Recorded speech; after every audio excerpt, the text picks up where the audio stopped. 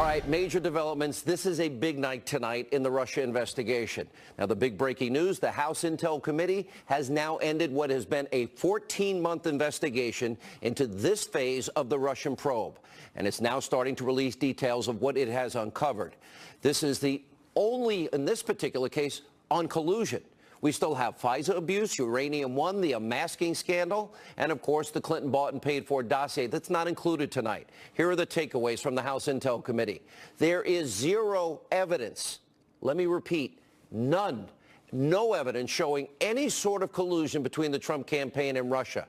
By the way, I hope Robert Mueller and his merry band of Democratic partisans and donors and witch hunters are all watching tonight. Their investigation should be shut down immediately. Now, the Deputy Attorney General, Rod Rosenstein, he needs to be investigated. We'll explain that. He's rushing to Mueller's defense, saying that the special counsel is, quote, not an unguided missile. And Rosenstein is trying to cover himself because tonight's brand new information proves that Mueller is in and has been in a giant witch hunt. Now, also tonight, the media, the Democrats, this is what you've got to take away for this. This has been going on for nearly 18 months, and they have been lying to you.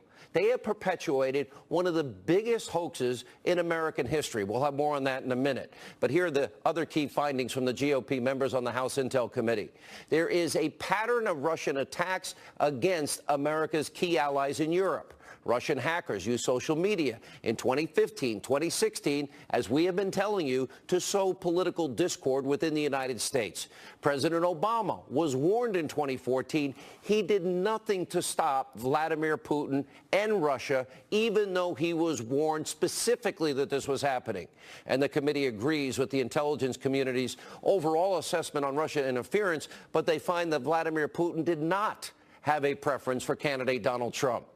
Now, congressional Republicans are also making very clear, and this part is important, the only part of the investigation that is closed regarding Russia collusion, that's it. They will still be probing what is unresolved issues involving the unmasking scandal, FISA abuses, and, of course, the Clinton phony bought and paid for Russian dossier. And also tonight, and this is also a major development, Sarah Carter, she'll join us reporting, and our other sources confirming to this show, an explosive revelation about the former Obama Director of National Intelligence, James Clapper.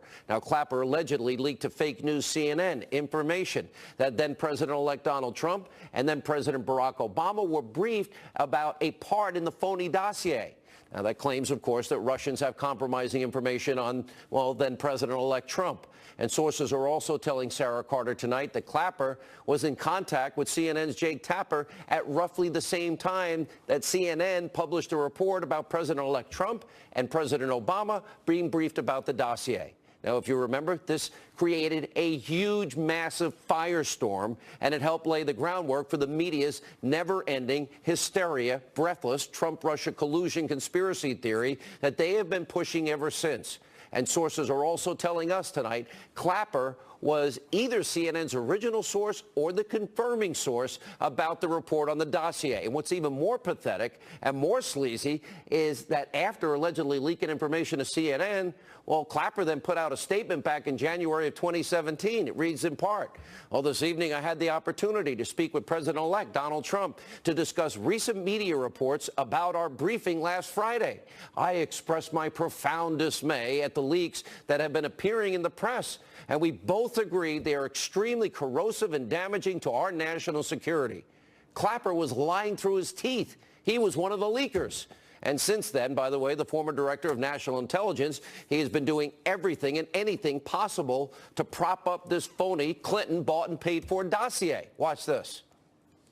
With respect to the dossier itself, the key thing is, it doesn't matter who paid for it. It's what the dossier said and the extent to which it's corroborated or not. Now, we reached out to James Clapper for a statement. He works for fake news CNN on Sarah's report, and his spokesperson declined to comment. But he did note that Sarah's story appears to be about leaking information that was not classified or sensitive. So Clapper is not outright denying it, which tells you pretty much everything you need to know. We have for over a year been out here almost an island unto ourselves as we've been uncovering this scandal and telling you, as shocking as what is being exposed is only the tip of the iceberg.